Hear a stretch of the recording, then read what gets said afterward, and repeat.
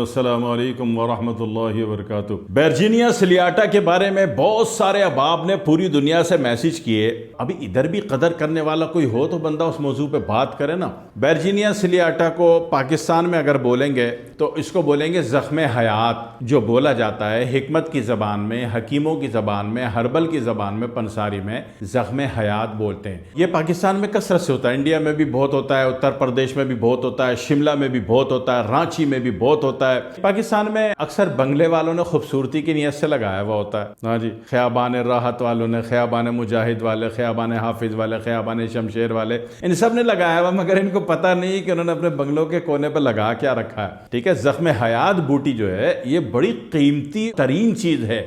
मूंगफली जितना इसका फूल है और नीचे से ग्रीन है, ऊपर से रेड पर्पल मिक्स कलर का शेड आ रहा है। तो ये इसकी पिक्चर कोई भी चीज़ खरीदने से पहले या ढूंढने से पहले, अपने इलाके में सर्च करने से पहले, सबसे पहले हज़रत गूगल रहमतुल्लाह अलैह से रब्ता किया करें ताकि उसकी तस्वीर आपके इल्म में आ जाए, फिर आपको ढूंढने में ख्वारी ना हो, पूछना पाछना ना पड़े आपको किसी से। ठीक, तो ये इसके फ़ायदे बहुत हैं। जैसे अक्सर ख़वातीन होती हैं ना हालत हमल में, खसूसन हालत आम उल्टी वॉमिटिंग को तो आप मैनेज कर लेते हो दाएँ बाएँ कहीं से भी, कोई सा भी सैटरिक आपने लगा दिया तो उससे भी ठीक हो जाती है उल्टी। लेकिन हालत हमल में फिर क्या होता है, कहा जाता है कि भाई इसके 2 फूल आप चिबा लें, चिबा के बेशक खा लें, उसको हमल को नुकसान नहीं होता है। तो उससे बलगमी कैफियत जो कि बलगम पैदा कर रही है वो खारिज हो जाती है और ये सारा मामला बारो बार है और ये क्लियर हो जाता है। इसी तरीके से कोई जख्म है, वो जख्म सूखने का नाम नहीं ले रहा। अब बता रहे जनाब अली इसकी बायोप्सी होगी, इतना बड़ा पंक्चर करेंगे, वो पीस निकालेंगे, वो फ्रांस जाएगा और वहां से जनाब अली मैकडोनल्ड खाता हुआ वापस आएगा तो आपसे बात करेंगे कि आपका हमने करना क्या। कुछ भी नहीं करना भाई,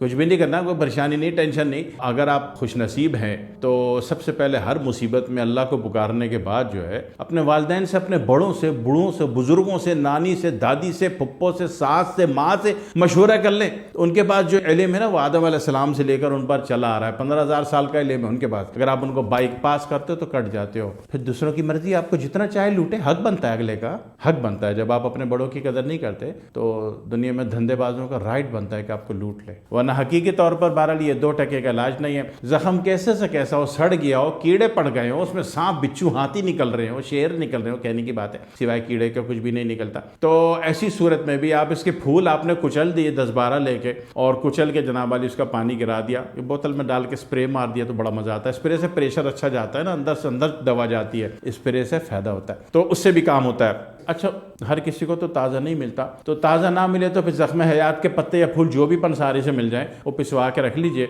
बाहर खारजी एतबार से है तो वो आपने थोड़ा थोड़ा पाउडर स्प्रे मार दिया, इस तरह भी कर सकते हैं। पाउडर स्प्रे छिड़क के हल्का हल्का टच मार दिया, साफ़ सुथरी रुई, सबसे पहले पायोडीन को साफ़ कर लिया जाता है किसी भी ज़ख्म को, और फिर इसका स्प्रे मार के पाउडर छिड़क के फिर आपने जनाब अली ये पानी में इसका रस है तो रस का स्प्रे मार के साफ़ सुथरी कॉटन रख के पट्टी बांधे तो इससे जल्दी ठीक होता है। ज़ख्म हयात नाम है इसका, तो फिर कोई अजूबा होगा ना तभी इसका नाम ज़ख्म हयात है ना। इंडिया के सन्यासी तो इसको बहुत कदर की निगाहों से देखते हैं और हमारे यहाँ थोड़ी कदर कम है। बाकी अगर आप इसको पाउडर फॉर्म में ले लें, रस निकाल के लगा लें, दोनों तरीका आपके इख्तियार में है। जिनको दस्तियाब नहीं है, शक्ल की पहचान कर ली लेकिन बंगलों में इधर उधर नर्सरी में भी जाके नहीं मिल रहा तो वो भी परेशान ना हो। पंसारी से खुशक इसके पत्ते भी मिल जाते हैं, फूल भी मिल जाते हैं, दोनों की तासीर एक ही है, तो ये चीज़ आपके घर में होनी चाहिए। ठीक है, इसी तरह बवासीरी ज़ख्मी कैफियत में भी इसका पाउडर टच करने से काम और मामला जो है ज़रा से जल्दी अच्छे हो जाते हैं। इसी तरह बलगमी कैफियत बहुत ज़्यादा बढ़ गई, इतनी बढ़ गई है